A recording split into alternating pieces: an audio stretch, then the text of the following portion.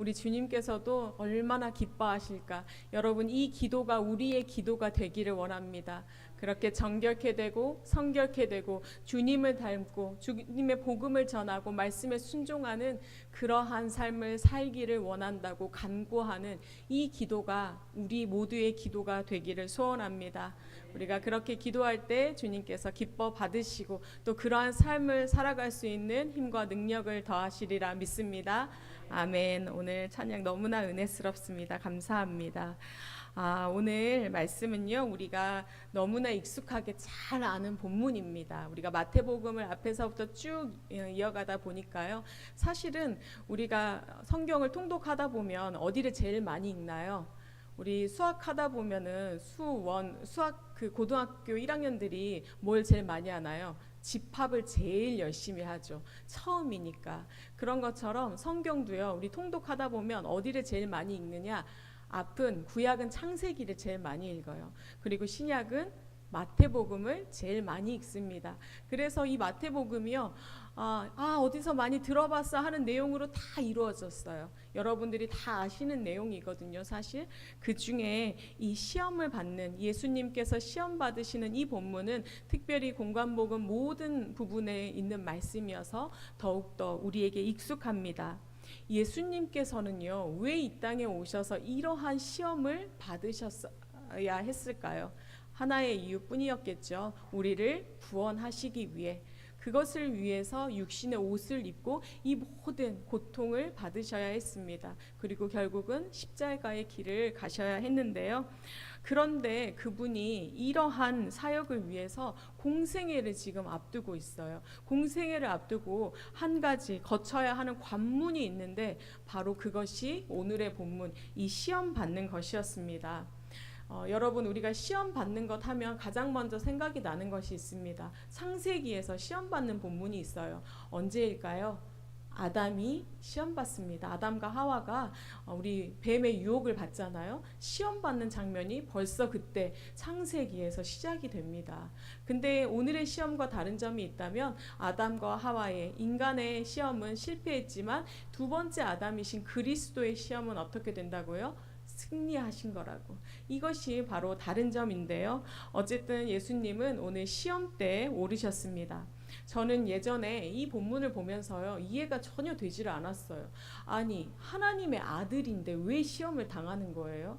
시험을 한다는 것 자체가 말이 안 되지 않나요? 뭐 사람이야, 뭐 욥이야, 이렇게 시험을 할 수 있죠. 사람이니까. 그런데 하나님의 아들이신데 왜 시험을 한다고 이렇게 악마가 시험을 하겠다고 달려들 수가 있을까? 가당키나 할까? 라고 생각을 했습니다.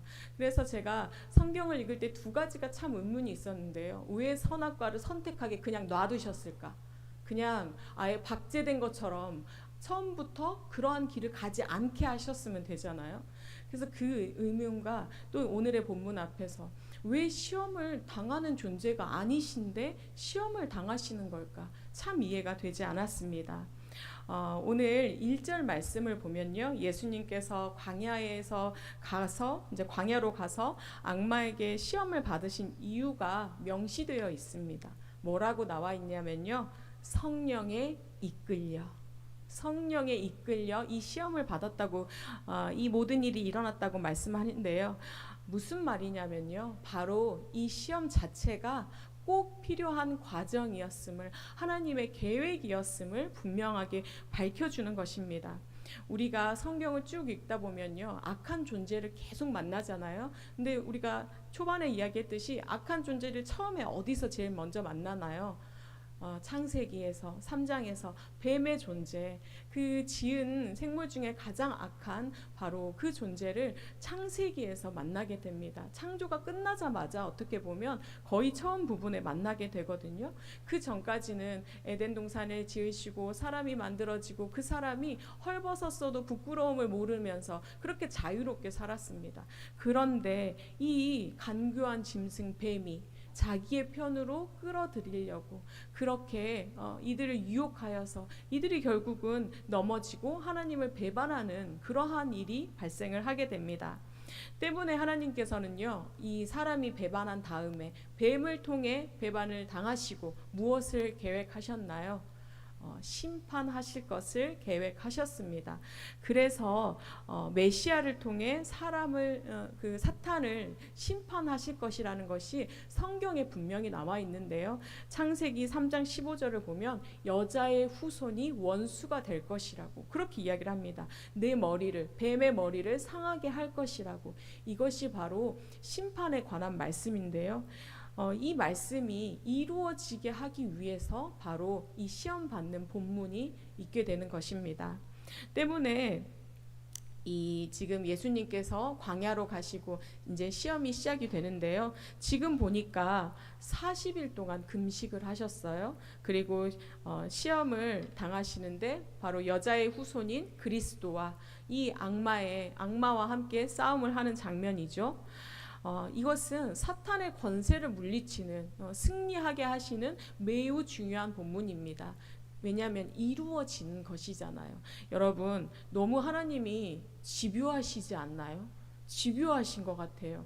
이게 언제적 지금 예고하시는 건가요? 창세기 3장에서 수천 년 전에 예고하신 것이 지금 이루어진 거잖아요. 우리 주님 얼마나 집요하신지 몰라요. 또한 주님의 이것을 다른 말로 하면 신실하신 하나님이시다라는 것이겠죠. 이 신실하신 하나님, 수천 년 전에 하신 이 약속을 지키시는 하나님께서 우리와 함께 하시고 동행하시고 결국은 지키겠다 말씀하시니 이것이 우리에게 큰 소망이 되는 줄 믿습니다.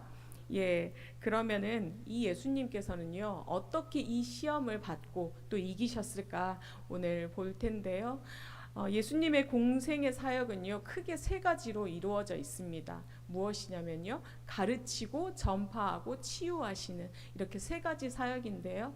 그런데 우리가 이 사역은 하나의 사역이라고 사실은 볼 수도 있어요. 왜냐하면 이 모든 것이 말씀으로 행했기 때문입니다. 말씀을 인용해서 가르치시고 그 다음에 말씀으로 치유하시고 또 말씀으로 전파하시고 때문에 이 한 가지 사역이라고 볼 수 있는데요. 이 귀신을 쫓을 때도 어떻게 했나요? 말씀으로 쫓으셨습니다. 죽은 자에게도 말씀을 통해서 이렇게 다시 살리시죠. 또 병자들도 말씀으로 고치셨습니다. 때문에 말씀이 바로 예수님의 가장 중요한 사역이고 그분의 가장 중요한 일임을 성경은 계속해서 보여주고 있습니다. 오늘 4절 말씀에서도요, 첫 시험이 일어났을 때 무엇이라고 하시냐면요, 성경에 기록하기를 사람이 빵만으로 살 것이 아니라 하나님의 입에서 나오는 모든 말씀으로 살 것이다. 이 사탄의 시험 앞에 이렇게 말씀을 통해서 대답을 하십니다. 다른 시험들도 마찬가지인데요. 모두 세 가지 시험 모두 신명기 말씀을 인용해서 그 말씀으로 대적하십니다. 우리가 바로 이 시험을 통해 본받아야 할 가장 핵심인데요. 우리 주님께서 말씀으로 이기셨다는 것, 이것이 우리의 삶 가운데에서도 가장 중요한 핵심이 될 수 있기를 축복합니다. 예수님은요, 이렇게 악마의 시험을 받을 때마다 그들과 논쟁을 하거나 어떤 대화를 하지 않으셨어요. 그리고 성경에 기록된 말씀이라고 하시면서 바로 사탄을 물리치세요. 무슨 말씀일까요? 우리가 사탄의 그 유혹을 이길 수 있는 가장 큰 무기는, 가장 강력한 유일한 무기는 무엇이라고요? 바로 말씀이라고 그렇게 우리에게 보여주시는 것입니다. 예수님은요, 지금 상태가 어떠셨을까요, 여러분? 예수님 지금 상태 40일이나 굶었잖아요. 얼마나 배가 고프셨을까요? 지금 얼마나 배가 고프셨으면 이 본문에 또 보면 금식하시니 시장하셨다 이렇게 나와요. 얼마나 배가 고프시면 그분이 시장하셨다는 이 표현을 쓰겠어요? 그러니까 우리가 그렇잖아요. 3일만 다이어트 하면 어떤가요? 여러분, 하늘이 노랗고 그 다음에 어떻게 되나요? 돌이라도 씹겠다고, 내가 흙도 퍼먹겠다고, 흙 안에 쌀이 떨어져 있으면 그것도 골라 먹을 수 있다고. 우리가 그런 존재입니다. 그런데 40일이나 굶었잖아요. 저희 어머니께서 40일 금식을 2번 하셨거든요. 제가 그 옆에서 보니까 너무 어려워요. 그 보식의 과정도 너무 어렵고 너무나 긴 시간을 진행해야 되거든요. 그런데 예수님께서 지금 40일을 굶으셨어요. 이런 예수님, 이 허기짐 가운데 있는 이 예수님께 악마가 나와서 하는 말이 뭐라고 하나요? 네가 하나님의 아들이거든. 이 돌들에게 빵을 되게 하라고, 그렇게 보여보라고 유혹을 합니다. 지금 예수님이 가진 가장 연약한 점, 그 약점을 파고들고 있음을 볼 수 있습니다. 이것이 바로 어두운 것들, 악마의 바로 습성입니다. 우리의 연약한 가장 작은 부분들을 파고드는데요. 우리가 병에 걸릴 때도 똑같습니다. 바이러스가 침투를 할 때 어떤 부분으로 오나요? 우리 몸 중에 가장 연약한 부분을 공격합니다. 그래서 대상포진도 내게 연약한 부분을 통해서 오죠. 감기도 마찬가지이고요. 암도 내가 원래 관리를 잘 못했던 연약한 부분에 옵니다. 그것처럼 이 사탄도요. 약한 부분을 공격하면서 너의 배고픔을 면하라고, 그것을 채우라고, 그 욕망을 네가 먼저 채우라고, 너의 우선순위를 그곳에 두어라 라고 유혹합니다. 이것은 비단 그저 돌을 떡으로 빵으로만 되게 하라는 것이 아니라 너의 우선순위를, 너의 중점을 그곳에 두어라 하고 유혹하는 그러한 것임을, 악마는요 우리에게 오늘도 말합니다. 너의 우선순위를 이곳에 두어라. 근데 이곳이 하나님일까요? 네, 하나님은 아닌 다른 곳에 두어라. 만약 내가 미디어에 약하다면 늘 미디어를 보아라. 그곳에 즐거움이 있다. 내가 물질에 약하다면 물질에 두어라. 어떻게 해요? 그곳에 너의 행복이 있다고. 우선순위를 그곳에 두기를 이 악마는 계속해서 유혹을 하고 있습니다. 이 유혹 앞에서 우리 예수님은 어떻게 이기셨을까요? 우리 신명기 8장 3절로 이기시는데요. 그 말씀 함께 고백해 보도록 하겠습니다. 주님께서 당신들을 낮추시고 굶기시다가 당신들도 알지 못하고 당신들의 조상도 알지 못하는 만나를 먹이셨는데 이것은 사람이 먹는 것으로만 사는 것이 아니라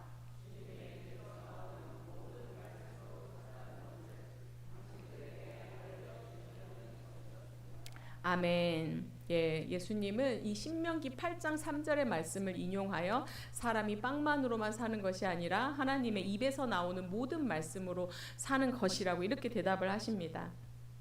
그런데 중요한 것은요, 이렇게 말씀으로만 딱 대적하는 것이 아니라 우리가 성경을 보면 예수님은 이것을 우리에게 직접적으로 보여주십니다. 우리가 잘 아는 그 장면이 하나 있는데요. 요한복음에 보면 너무나 유명한 말씀, 우리 오병이어 말씀이 있죠. 오병이어 우리 5,000명을 먹이시는 이 사건이 기록되었을 때 예수님은 무리를 보면서요, 빌립에게 한 가지 명령을 내리세요. 뭐라고 하시냐면요, 어디서 떡을 사다가 이 사람들, 지금 이 많은 사람들을 먹일 수 있겠냐, 이렇게 질문을 하시면서 어떻게 보면 떡을 구해야 하지 않겠니? 이렇게 말씀을 하시는 거죠. 그러니까 지금 배고픈 이 자들을 보면서 그 안에 불쌍히 여기는, 너무나 애통하고 애처로운 그 긍휼의 마음이 있으셨던 거예요. 빵의 중요성을 예수님도 아셨습니다.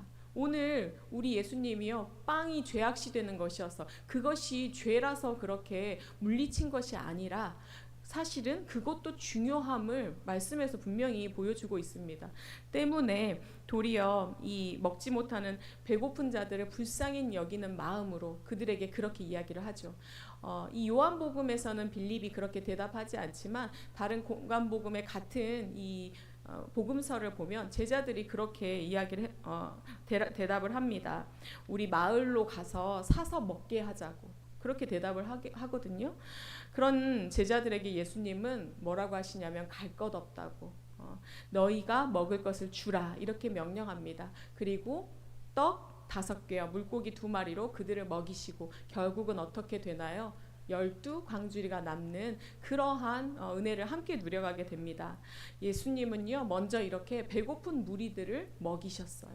먹이신 다음에, 그리고 그것이 끝이 아니라 이어지는 그 요한복음의 말씀이 있는데요. 우리 요한복음 6장 27절 함께 읽어보도록 할까요?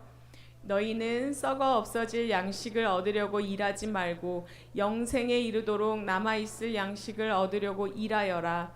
이 양식은 인자가 너희에게 줄 것이다. 아버지 하나님께서 인자를 인정하셨기 때문이다. 아멘. 그리고 조금 더 이어서 뒤에 보면은요, 나는 생명의 빵이니 내게로 오는 자는 결코 줄이지 않을 것이다 라는 말씀까지 주님께서는 하십니다. 오늘 4절의 말씀과 동일한 선상에 하시는 말씀을 그 과정에서 계속 보여주고 계십니다. 때문에 그 말씀이 바로 힘이 되고 능력이 되는데요.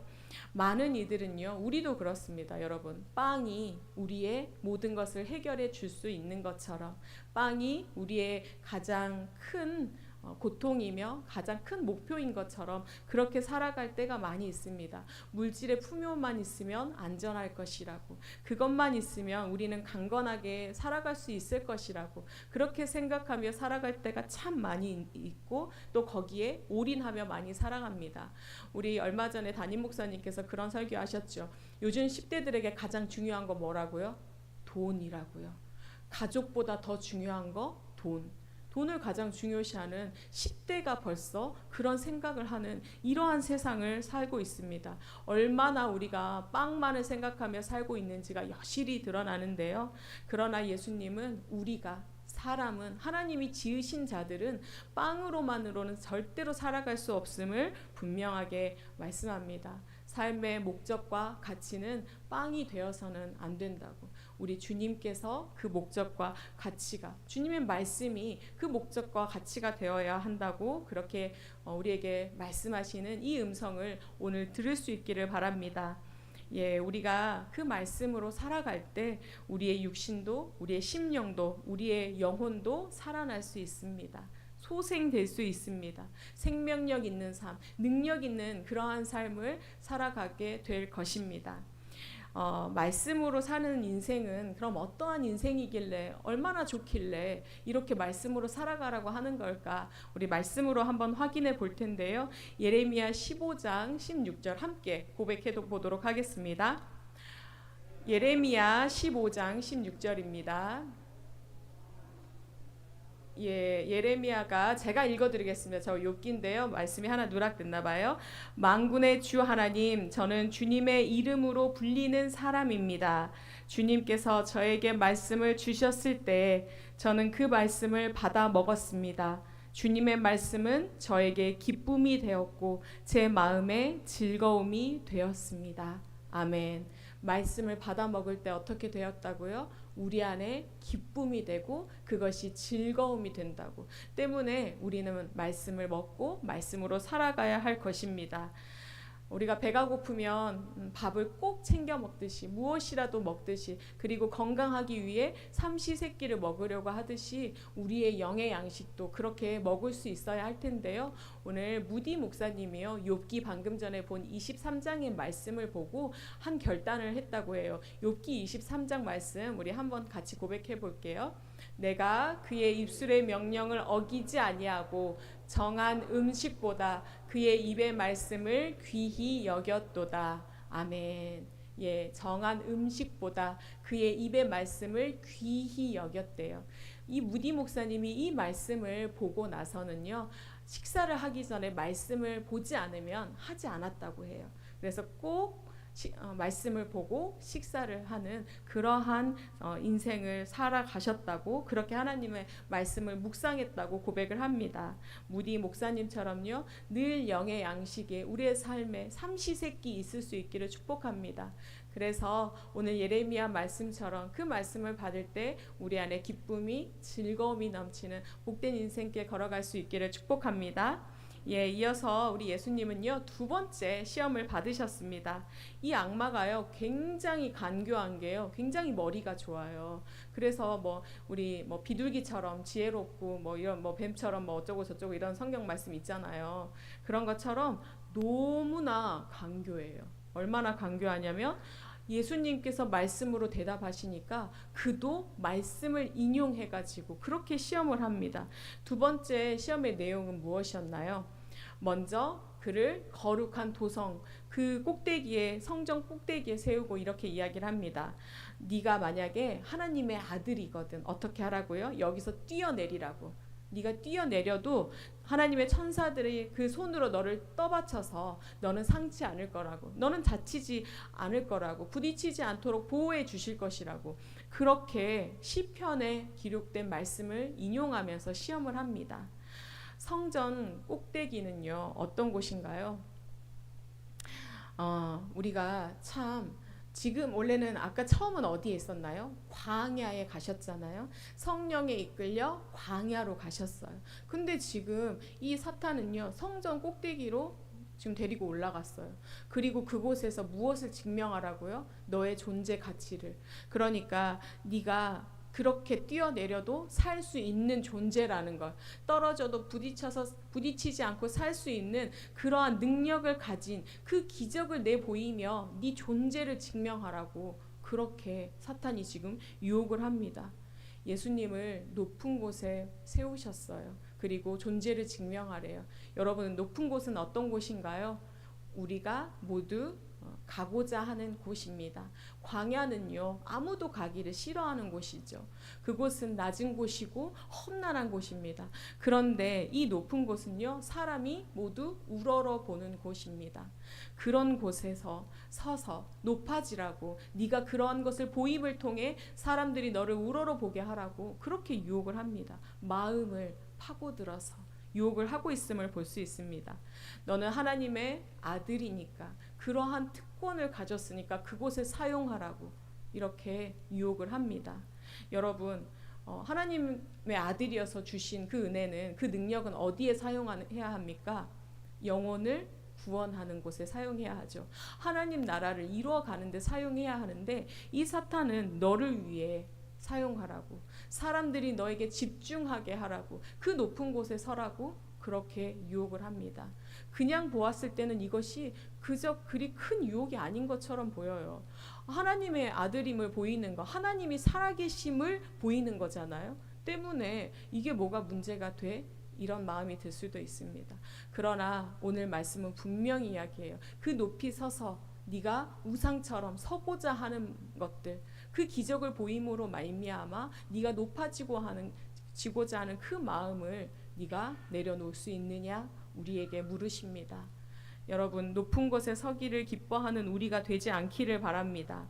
이러한 사탄의 이 시험에 우리 예수님은 이번에도 말씀으로 이기시는데요. 신명기 6장 16절의 말씀, 당신들이 마사에서 시험한 것처럼 주 당신들의 하나님을 시험하면 안 됩니다. 이 말씀을 인용하여 주 너의 하나님을 시험하지 말라, 이렇게 말씀하시며 물리칩니다.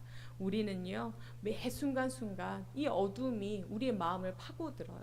연약한 부분도 파고들고 높아지려고 하는 마음도 파고듭니다. 뒤흔들거든요. 그럴 때마다 하나님, 시험하는 이 존재들, 하나님 나를 통하여 주님을 시험하고자 합니다. 시험 당하지 않게 하시고 말씀으로 이길 능력을 더하시라고, 그렇게 나아갈 수 있는 우리가 될 수 있기를 바랍니다. 세 번째 시험을 보면요, 세 번째 시험은요, 이제 매우 높은 산으로 데리고 올라갔대요. 매우 높은 산으로 가서 내가 나에게 절을 하기만 한 번만 하면 어떻게 해준대요?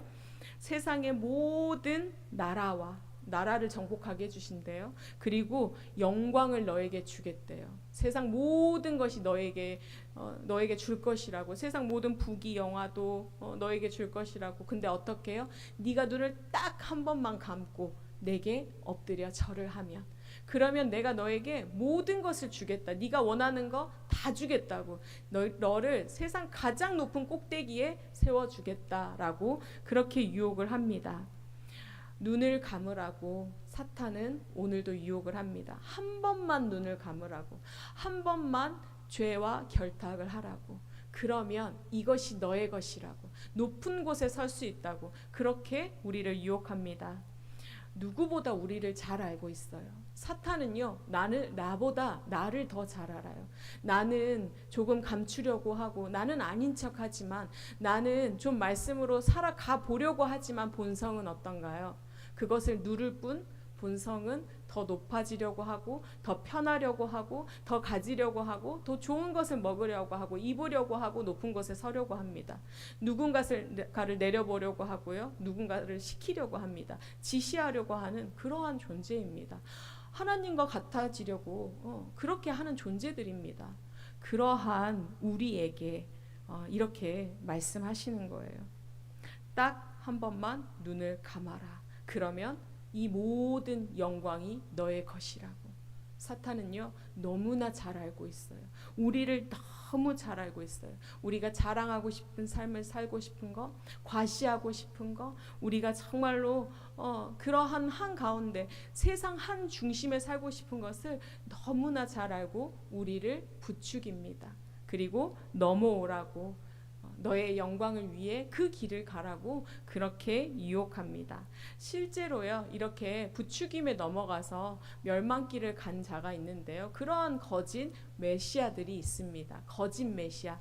우리 역사가 요세푸스에 의하면요, 요세푸스라는 굉장히 유명한 역사가가 있거든요. 그 책에 의하면 이 드다라는 거짓 선지자가 있었대요. 근데 그가 이 요단 강 물을 갈라지게 할 수 있다고, 그렇게 할 수 있다면서 자기가 메시아라고, 그렇게 어떻게 보면 사기를 친 거죠. 사람들이 미혹을 한 거죠. 그리고 시몬 마구스라는 자는요, 자기는 공중을 날 수 있다고. 우리 어제 화요 중보기도회 때 사도행전 말씀했는데 거기서 그러잖아. 사마리아에 시몬이 있었잖아요.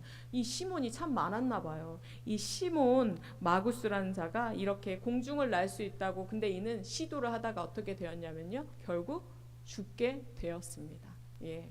이러한 자들이 있었습니다. 이들만 그랬을까요? 아마 우리가 살아오면서 굉장히 많은 거짓 선지자들이 있었을 거예요. 우리나라에도 휴거를 주장하면서 거짓 그런 이단이나 이런 것들이 굉장히 많이 있었잖아요. 그러니까 수천 년이 지나오면서 얼마나 많은 거짓된 자들이 있었을지 우리가 짐작해 볼 수 있는데요. 이렇게 사탄은 우리에게 영광을 누리라고, 너희가 하나님보다 어떻게 보면 높아지라고 그렇게 유혹을 합니다. 내가 주인된 삶을 살아가라고, 그렇게 할 수 있다고, 너의 일이 먼저라고, 너의 행복이 그것이 진짜 행복이라고 그렇게 말씀합니다. 그래서 우리가 하나님 말씀 앞에 돌이키고 다시금 하나님의 일을 하고자 하면, 다시금 결단하고자 하면 사탄이 어떻게 하나요? 기가 막히게 알고 회방을 놓습니다. 시간의 회방도 놓고요, 물질의 회방도 놓고요, 우리의 그 체력의 회방도 놓습니다. 그렇게 방해를 하는데요, 이런 경험들이 우리에게는 무수히 많이 있어요. 성경에도 그런 인물이 있었습니다. 바로 베드로가 그렇습니다.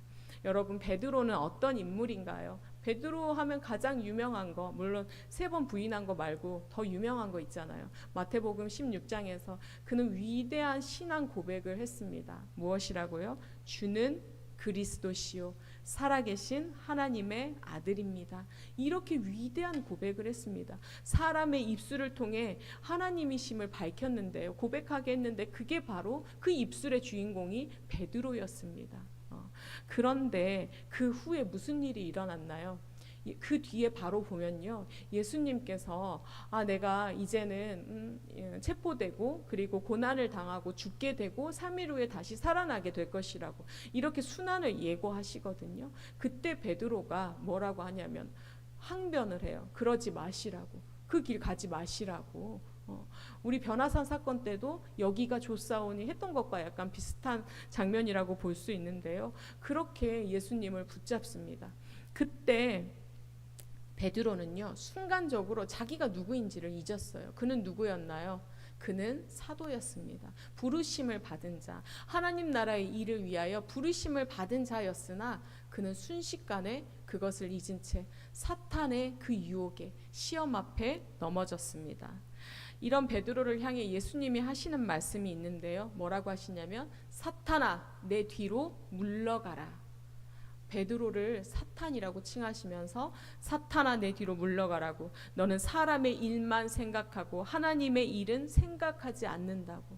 지금 베드로는요, 사람의 일이, 그는 물론 처음에는 계속해서 그랬죠. 하나님을 그 예수님을 뒤따르고 얼마나 열정적으로 했던 자인가요? 우리가 뒤에도 얼마나 베드로 뭐 전후서나 우리가 역사서에 그 역사적인 그러한 신앙 서적을 통해서도 베드로가 얼마나 열정적인 인물이었는지를 알고 있습니다. 그런데 그가요 사람의 일에 더 열심을 순간적으로 내었습니다. 그래서 세상의 기준으로 메시아를 기대했고요. 또 자신의 이익이나 영광이나 그 욕심이 앞섰음을 오늘 성경은 분명하게 이야기를 합니다. 베드로조차 그렇게 위대한 신앙 고백을 했던 베드로조차도 넘어지는 자임을, 우리는 그렇게 연약한 자임을 성경은 계속해서 말씀해 줍니다. 우리는 이렇게 넘어지지만 그러나 우리 주님은 어떻다고요? 이기신다고요. 말씀으로. 오늘 어떻게 이기셨는지 보겠습니다. 신명기 6장 13절 말씀으로 이 세 번째 시험을 이기셨는데요. 우리 함께 고백해 보도록 하겠습니다. 당신들은 주 당신들의 하나님을 경외하며 그를 섬기며 그의 이름으로만 맹세하십시오. 아멘. 주 너의 하나님께 경배하고 그분만을 섬기라 하면서 물리칩니다. 예, 우리는 악마는요 육으로도 처음에 어떻게 해요? 배고픔을 시험하셨잖아요. 그 다음에는 높아지려는 우리의 마음, 그 마음을 시험하셨잖아요. 그리고 나서는 우리의 영이 하나님을 경배하는 것이 아니라 더 다른 것을 경배하라고 그렇게 지금 시험하셨지만 우리 주님은요 이 세 번의 시험 모두 말씀으로 이기십니다. 하나님의 뜻을 이루어드리는 그 길을 그는 걸으셨습니다. 여기에 답이 있은 줄 믿습니다.